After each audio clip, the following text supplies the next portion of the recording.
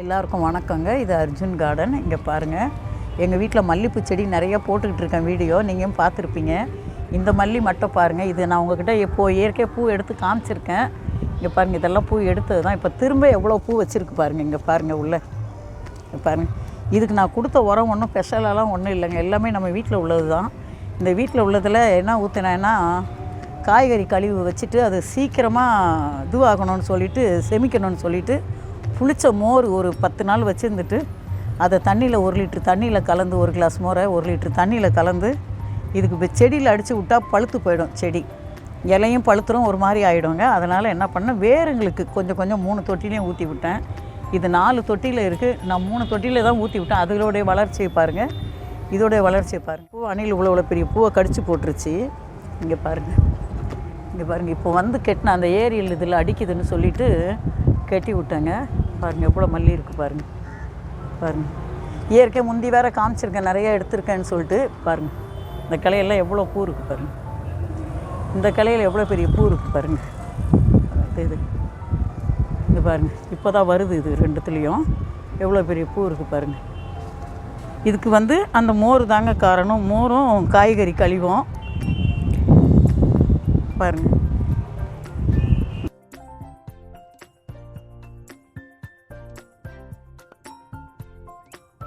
அதோடைய செடி தாங்க. சரி கொஞ்ச நாள் இருக்கட்டும்னு சொல்லிட்டு விட்டுட்டேன். வெட்டாத ஒடிச்சு விட்டுருவேன். இதை ஒடிச்சு விடாமல் விட்டேன்.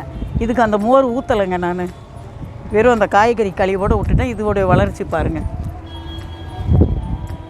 பாருங்கள், இதில் இருக்கிற பூவும் இதுலேயும் பாருங்களேன், பூவே அதிகமாக இதில் பிடிக்கலை.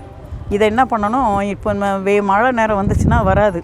இதை வருது பாருங்கள். இந்த தளிரோடு சேர்த்து ஒடிச்சு விடணும். இந்த தளிரை, புது தளிரை விட்டுட்டு இங்கேருந்து ஒடிச்சு விடணும். ஒடிச்சு விட்டோம்னா நமக்கு புது தளிர் கிடைக்கும், பூ கிடைக்கும், நல்லாவும் இருக்கும். இங்கேயும் ஒரு தளிர் வருது, இங்கேயும் வருது.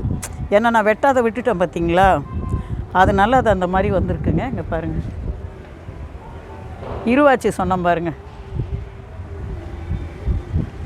இருவாச்சி சொன்னோம் பாருங்கள், நல்ல பெரிய இருவாச்சியாக இருக்குங்க. பூத்துச்சுன்னா இந்த பாருங்கள் எப்படி இருக்குது பாருங்கள். நெத்து நெத்தாக இருக்கும். அந்த பெரிய மல்லி மாதிரியே இதுவும் இருக்கும். அங்கே பாருங்கள்.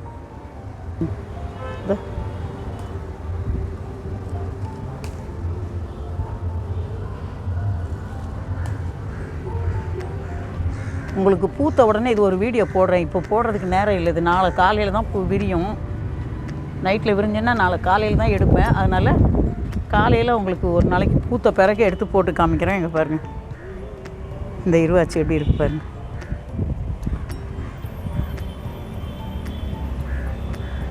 பாருங்கள் எப்படி இருக்குது பாருங்கள்.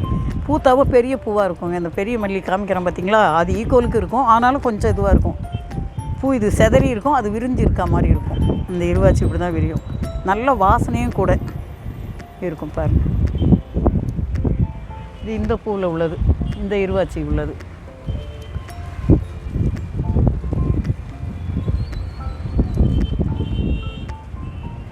இது விரியாதுன்னு சொல்லிட்டு விட்டுட்டு போவோன்னா காலையில் வந்து பார்த்தா அப்படியே எல்லாம் முத்து முத்தாக பூத்துருக்கும் பாருங்கள். பாருங்கள் எவ்வளோ பெருசாக.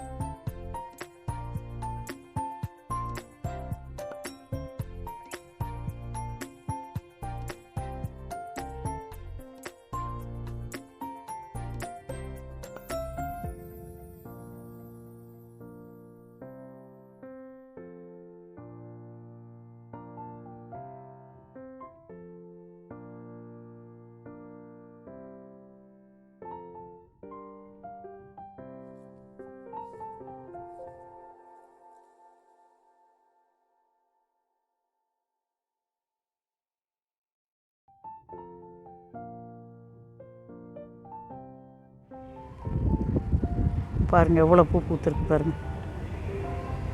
ஒரு நாளைக்கு இவ்வளோ பூ இருக்குங்க. இன்றைக்கி இதை மட்டும் தனியாக உங்களுக்கு கொடுக்கணும்னு சொல்லிட்டு காமிச்சிருக்கேன். பாருங்கள், நீங்களும் இதே மாதிரி செடி வாங்கி வளருங்க. உங்கள் வீட்லேயும் பூவுக்கு பஞ்சமே இருக்காது.